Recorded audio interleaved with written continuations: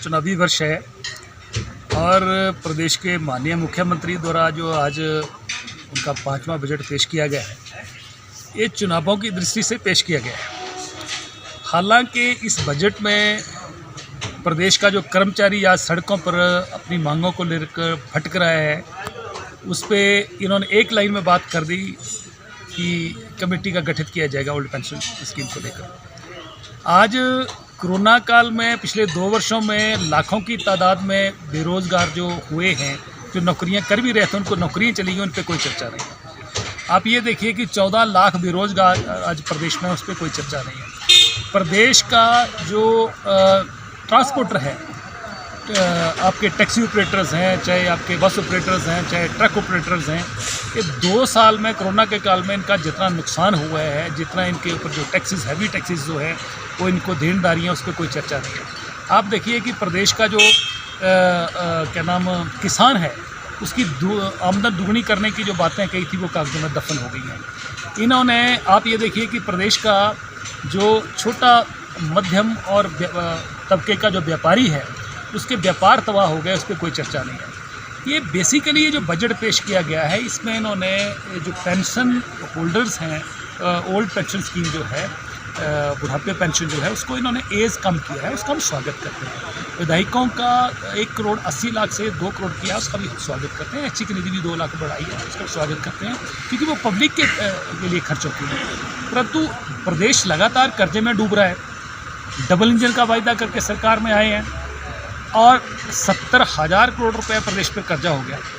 तो कर्जा लेके कब तक चलेंगे?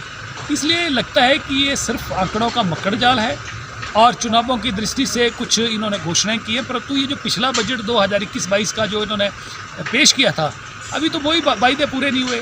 जो इनका चुनावी घोषणा पत्र के नाम पर दृष्टि पत्र है, वो जो है वो उस पर कोई चर्चा नहीं हुई है। तो पिक्चर का समय भी छोटा हो चुका है और इस बजट का समय 3 घंटे पूरा था, पर माननीय मुख्यमंत्री से जो जनता की अपेक्षाएं थी, जो आशाएं थी, वो पूर्ण रूप से अपेक्षित की गई है। पिछले कल ही जो हमारे सरकारी कर्मचारी हैं, इस प्रदेश के विकास में जिन्होंने कंधे से कंधा मिलाकर योगदान दिया है, इस प्रदेश के विकास की अगर 1 ईंट कहीं लगी है, उसमें सरकारी कर्मचारियों का महत्वपूर्ण योगदान रहा।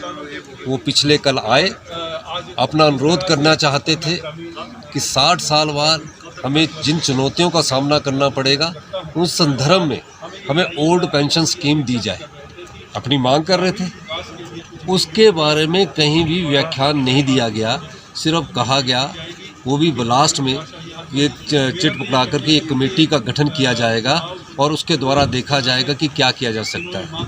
इसके अलावा जो युवा बेरोजगार है, हिमाचल प्रदेश के जितने भी युवा बेरोजगार हैं, जो रोजगार कार्यालय के कतार में रोजगार के लिए लाइन लगाकर खड़े हैं, उनके लिए कोई नीति नहीं लाई गई। महज कुछ ऑनरियम बढ़ा देना पंचायत प्रधानों का या किसी औरों का, वो महज एक औपचारिकता है। जब भी कोई कांग्रेस की सरकार है, वैसे बढ़ाती रही है 500 रुपये से 1,000 रुपये से। ने कोई नया विजन इस योजना में नज़र नहीं आया। महज पुरानी रीति को चलाते आ रहे हैं। और 5वां बजट किया, हमने सोचा था कि जयराम जी एक ऐसे मुख्यमंत्री जो नई उम्मीद पैदा करेंगे, नई आशाएं पैदा करेंगे, लेकिन इन सब योजनाओं को, वो जो पिछली कांग्रेस की योजनाएं हैं, उनका नाम बदलकर उसको आगे बढ़ाने की जो इन्होंने कोशिश की है, आने वाले समय में जनता इसे ध्यान से देखेगी और माकूल जवाब, जब उसके पास मौका मिलता है तो माकूल जवाब देती है।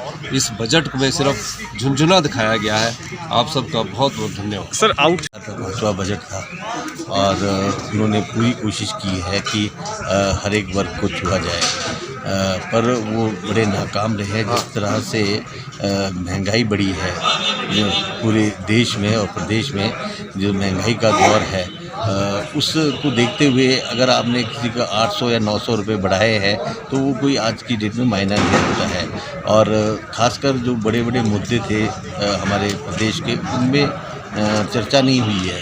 और मेनली हमारे किसान बागवान लोग हैं, उनको भी कोई राहत नहीं मिली है, कोई उनके लिए विशेष योजनाएं नहीं चलाई गई है।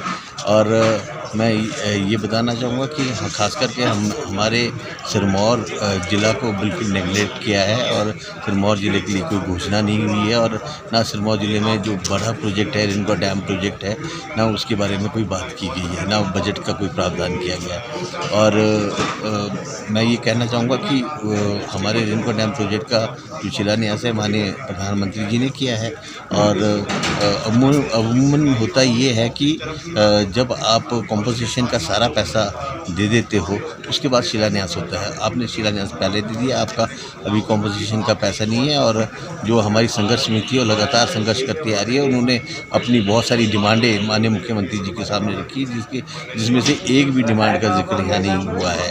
और ख़ास करके सिरमौर ज़िला के लिए मैं ये कहूँगा कि ना सड़कों की बात की गई, ना एजुकेशन की बात की गई है और सारे जो इंस्टीट्यूशंस हैं हमारे खाली पड़े हैं।